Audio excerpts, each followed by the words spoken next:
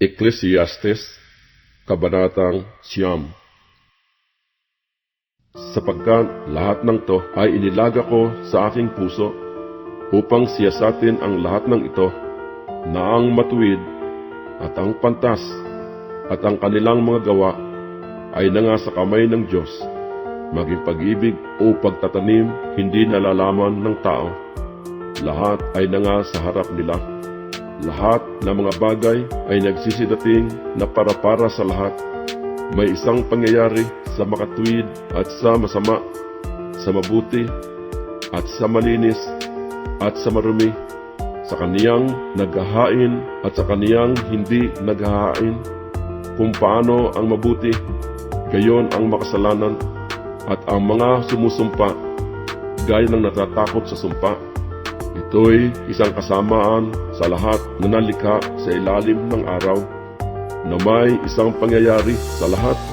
Oo, gayon din, ang puso ng mga anak ng mga tao ay puspos ng kasamaan, at kaululan ang nasa kanilang puso habang sila'y nangabubuhay, at pagkatapos niyaon ay nakatutungo sa pagkamatay, sapagkat sa kaniya na napisan sa lahat na may buhay ay may pag-asa, sapagkat ang buhay na aso ay maigi kaysa patay na leon, sapagkat nalalaman ng mga buhay na sila'y nangamamatay, ngunit hindi nalalaman ng patay ang anumang bagay, ni meron pa man silang kagantihan, sapagkat ang alaala sa kanila ay nakalimutan, maging ang kanilang pag-ibig, gaya ng kanilang pagtatanim at ng kanilang pananaghili ay nawala ngayon, na wala man silang anumang bahagi pa na magpakailanman sa anumang bagay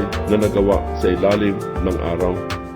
Yumaon ka ng iyong lakad, kumain ka ng iyong tinapay na may kagalakan, at uminom ka ng iyong alak na may masayang puso, sapagkat tinanggap na ng Diyos ang iyong mga gawa.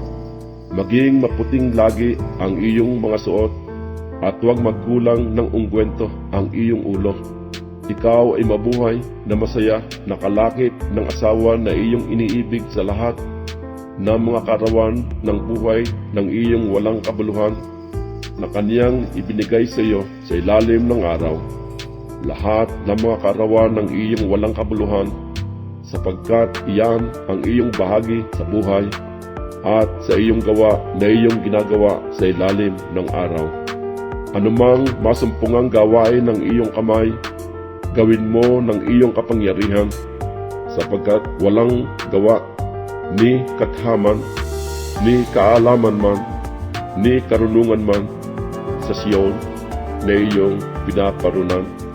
Ako'y bumalik at nakita ko sa ilalim ng araw na ang pag-uunahan ay hindi sa mga matulin, ni ang pagbabaka man ay sa mga malakas, ni sa mga pantasman ang tinapay, ni ang mga kayamanan man ay sa mga taong nag-uunawa, ni ang kaloob man ay sa taong matalino, kundi ang panahon at kapalaran ay mangyayari sa kanilang lahat, sapagkat hindi rin nalalaman ng tao ang kaniyang kapanahunan, kung paano ang mga isda na nahuhuli sa masamang lambat, at kung paano ang mga ibon na nahuhuli sa bitag.